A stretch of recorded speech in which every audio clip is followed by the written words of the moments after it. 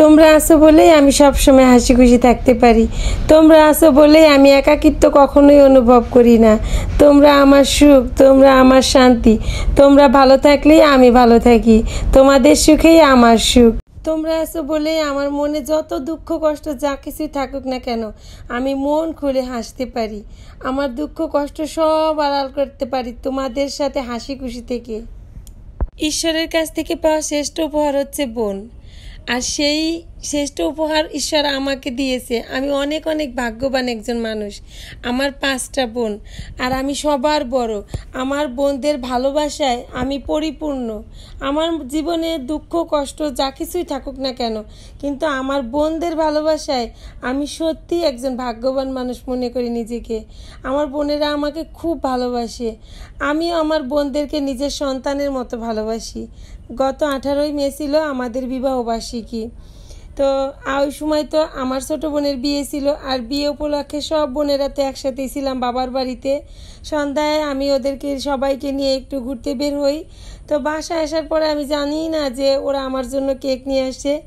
তারপর এই তো তখন রাত 12টা বাজে, সবাই কেক নিয়ে এসে আমাদেরকে সারপ্রাইজ দেয়। আমি সত্যিই অবাক।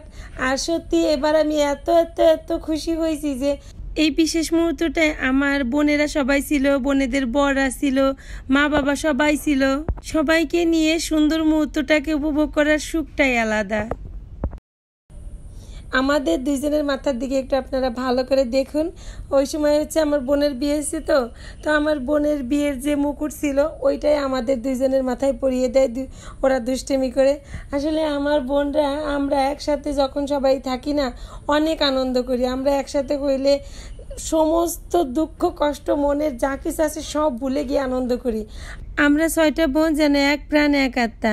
আমাদের মধ্যে খুব কম রাগারাগি হয়। যদিও কখনো বনে বনে একটু ঝামেলা হয়, মনোমালিন্য হয়, সেটা কিন্তু বেশি দিন থাকে না, অল্প কিছু সময়ের পরেই শেষ। আমরা সবসময় বলি যে আমরা যেন কোনো দিনও বনে বনে ঝগড়া ঝামেলা অশান্তি না করি। আমরা যেন এইভাবেই মিলেমিশে থাকতে পারি। আমরা যে একসাথে হইলে কত আনন্দ করি, মন খুলে আমরা হাসি। সারা রাত আমরা বোনেরা একসাথে গল্প করি। কখন যে ভোরের আলো ফুটে যায় আমরা টেরই পাই না। মা বাবা পাশের রুম থেকে বারবার বলতে থাকে তোমরা এবার ঘুমাও।